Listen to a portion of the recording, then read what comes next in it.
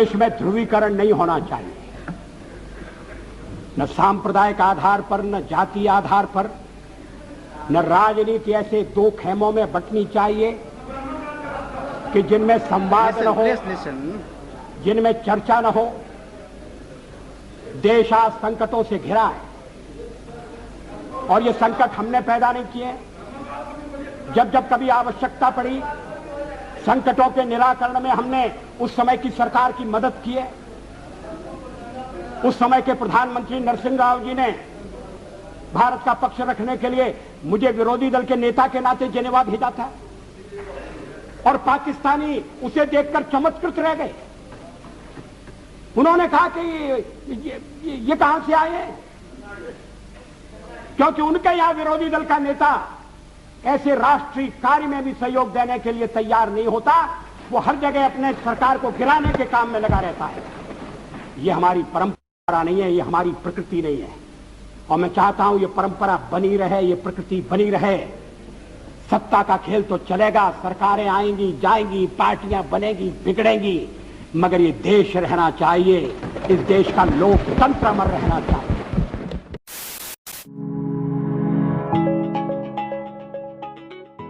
1996 में पहली बार हमारे देश के प्रधानमंत्री बने, सिर्फ और सिर्फ 13 दिन के लिए। उसके बाद 1998 में ये 13 महीने के लिए प्रधानमंत्री बने और 1999 से लेकर 2004 तक इन्होंने अपना पूर्ण कार्यकाल किया। ये पहले गैर कांग्रेसी प्रधानमंत्री रहे थे जिन्होंने प्रधानमंत्री रहते हुए अपना कार्यकाल पूरा किया था। इनके कार्यकाल में इंडिया ने बहुत डेवलपमेंट किया था। मेरे हिसाब से ये इंडिया के सबसे अच्छे प्रधानमंत्रियों में से हैं। ये बात मैं क्यों बोल रहा हूँ, इन सारी बातों को मैं तथ्यों से समझाऊंगा। तो आइए देखते हैं। किसी भी नेता की सोच को समझने के लिए हमें ये देखना चाहिए कि वो बेसिक फंडामेंटल इश्यूज पर कितना फोकस कर रहा है, जैसे कि एजुकेशन हो गया, स्वास्थ्य, बिजली, सड़क, पानी और कानून व्यवस्था। अटल जी ऐसे ही नेता थे जो इन मुद्दों पर बहुत जोर दिया करते थे और उन्होंने सबसे ज्यादा जोर एजुकेशन पर दिया था। पहली उपलब्धि है एजुकेशन। 2001 में इन्होंने एजुकेशन सिस्टम में क्रांति ला दी, सर्व शिक्षा अभियान को लाकर। सर्व शिक्षा अभियान के तहत 6 से 14 साल के बच्चों को फ्री में शिक्षा देने का फैसला लिया गया। ये स्कीम इनकी सक्सेसफुल रही। इस स्कीम को लॉन्च करने के बाद स्कूल ड्रॉप आउट रेट्स नीचे गए, एनरोलमेंट रेट ऊपर आए। आप इस चार्ट में देख सकते हैं इस स्कीम की सक्सेस के बारे में। तो 1985 में 25 मिलियन बच्चे हमारे देश में नहीं पढ़ते थे। 2001 में सर्व शिक्षा अभियान लॉन्च हुआ और उसके बाद से आप देख सकते हैं कि ये ग्राफ कितना तेजी से नीचे गया। 2006 तक ये नंबर सिर्फ 4 मिलियन तक रह गया। 5 सालों में इतना बड़ा चेंज लाना ये किसी चमत्कार से कम नहीं था। अटल जी की सरकार ने 86वां संविधान संशोधन पास करके ये भी डिक्लेयर कर दिया कि फ्री एजुकेशन हमारे देश के हर बच्चे का राइट है। दूसरी उपलब्धि है साइंस। एजुकेशन के बाद साइंस की कितनी अहमियत है देश को आगे बढ़ाने में, अटल जी इस बात को समझते थे। तभी शायद उन्होंने 2003 में नई science and technology policy launch की। जब से हमारा देश आज़ाद हुआ था तब से लेकर 2003 तक ये तीसरी ही पॉलिसी लॉन्च की गई थी। इसमें साइंटिस्टों को बढ़ावा दिया गया, रिसर्चेज एंड डेवलपमेंट को प्रमोट किया गया। इस पॉलिसी का मकसद था यह सुनिश्चित करना कि भारत में हर व्यक्ति तक साइंस और टेक्नोलॉजी पहुंचे। पूरे देश में साइंस को लेकर लोगों को जागरूक करना। इस बात को आप यहां से समझ सकते हैं कि 2003 में इंडिया अपनी जीडीपी का 1.1% इन्वेस्ट करती थी रिसर्चेज एंड डेवलपमेंट के लिए। अटल जी ने वादा किया था कि ये नंबर 2007 तक 2% कर दिया जाएगा और अगर आज 2022 की मोदी गवर्नमेंट की बात करें तो ये नंबर नीचे आकर बस 0.07 ही रह गया है, जो कि सोचने का विषय है। आप देख सकते हैं कि ग्राफ में वर्ल्ड की डेवलप्ड कंट्री अपनी जीडीपी का कितना परसेंट रिसर्च एंड डेवलपमेंट में यूज करते हैं।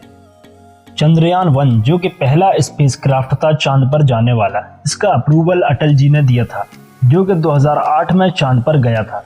ये कौन नहीं जानता कि India nuclear country Atal ji की सरकार में ही डिक्लेयर किया गया था, जब इन्होंने पोखरण में फेमस न्यूक्लियर टेस्ट कराया था। इनकी तीसरी बड़ी उपलब्धि इकोनॉमी एंड इंफ्रास्ट्रक्चर। इंफ्रास्ट्रक्चर में इनका सबसे सुनहरा कार्य गोल्डन क्वाड्रिलेटरल हाईवे प्रोजेक्ट था। इसके बारे में आपने स्कूल की किताबों में भी पढ़ा होगा। ये देश का सबसे बड़ा हाईवे नेटवर्क था। इसकी टोटल कॉस्ट थी 50,000 करोड़ रुपए। बात अगर 1999 की करें तो तब सारे हाईवेज की लंबाइयों को जोड़ें तो करीब 50,000 किलोमीटर इनकी लेंथ थी। और वहीं बात अगर 2004 की करें तो तब तक इनकी लेंथ 65,000 किलोमीटर हो चुकी थी। 5 सालों में इतनी ग्रोथ, यकीनन ये एक बड़ी कामयाबी थी अटल सरकार की। इसके बाद में आई थी इनकी ग्रामीण सड़क योजना, जिसका मकसद था हर गांव तक सड़क पहुंचाना। और मैं अगर आपको बताऊं तो जो दिल्ली मेट्रो प्रोजेक्ट था, इसको भी अटल जी ने ही अप्रूव किया था। इकोनॉमी की अगर बात की जाए तो इन्होंने इकोनॉमी को बहुत अच्छा बैलेंस किया था, जबकि बहुत सारी घटनाओं का सामना करना पड़ा था इनकी सरकार को। जैसे संसद में एक हमला हुआ था, तूफान आए थे, बहुत ही भयानक भूकंप आए थे गुजरात में, जिसमें काफ़ी लॉस हुआ था। पूरी दुनिया में ऑयल क्राइसिस आया था, जिसमें सभी जगह तेल के दाम बहुत बढ़ चुके थे। कारगिल वॉर भी हुई थी। ये सारी ऐसी चीज़ें हैं जिनसे इकोनॉमी गिर सकती थी, फिर भी इन्होंने इकोनॉमी को नीचे नहीं गिरने दिया और इनके टाइम हमारी GDP 6 से 8% तक रही थी। इन्होंने प्राइवेटाइजेशन को बढ़ावा दिया और फिजिकल डेफिसिट यानी भारत पर अन्य देशों या वर्ल्ड बैंक का कर्ज को कम करने के लिए एक फिजिकल रिस्पॉन्सिबिलिटी एक्ट को लागू किया, जो कि इतना सक्सेसफुल रहा आप इस चार्ट में देख सकते हैं। ये चार्ट दिखाता है कि इंडिया के पास कितना पैसा रिजर्व था और इंडिया पे कितना कर्ज है। तो चार्ट में आप देख सकते हैं कि यहाँ इंडिया के पास इतना पैसा आ चुका था कि वो अपना सारा कर्ज चुका सकता था और उसके बाद भी पैसे बचते। तो ये एक बड़ी अचीवमेंट थी अटल सरकार की। चौथी सबसे बड़ी कामयाबी मेरे हिसाब से इनकी विदेश नीति थी। ये मानते थे कि हमें अपने सारे नेबर के साथ शांति बनाकर रहना चाहिए और इनकी सरकार में इंडिया और चाइना के काफ़ी सारे जगहों के लिए जो विवाद थे इन्होंने रिसॉल्व किए थे और इंडिया चाइना के बीच ट्रेड को भी बढ़ावा दिया गया था। US के साथ भी अच्छे रिश्ते कायम किए थे इनकी सरकार ने। इन्हीं की सरकार में US president bill Clinton Bharat आए, जो कि बहुत साल बाद ऐसा हुआ कि कोई अमेरिकी राष्ट्रपति भारत आया हो। कश्मीर में फ्री और फेयर इलेक्शन पहली बार अटल जी के टाइम पर हुए और इन्होंने काफ़ी अच्छे से कश्मीर में शांति को बनाए हुए रखा था। और कुछ लोगों का मानना है कि अगर अटल जी कुछ और समय के लिए प्राइम मिनिस्टर रहते तो शायद कश्मीर की हालत काफ़ी बेहतर होते, शायद वो बहुत पीसफुल स्टेट होता आज। लेकिन इनकी सबसे बड़ी कामयाबी थी इंडिया और पाकिस्तान के बीच पीस को कायम रखना, इंडिया और पाकिस्तान के बीच शांति को बढ़ावा देना। 1999 में इन्होंने दिल्ली से लाहौर के लिए एक बस चलाई, जिस बस में ये खुद बैठकर लाहौर गए थे। लाहौर में इन्होंने एक ऐतिहासिक स्पीच दी, जिसके बाद काफ़ी सारे पाकिस्तानी नेताओं ने इनकी प्रशंसा भी की थी। लेकिन अनफॉर्चुनेटली इसके बाद कारगिल में भारत पाकिस्तान की वॉर छिड़ जाती है और इस शांति वार्ता को कुछ समय तक रोकना पड़ जाता है। हम शांति चाहते हैं, ये तो दुनिया ने देखा।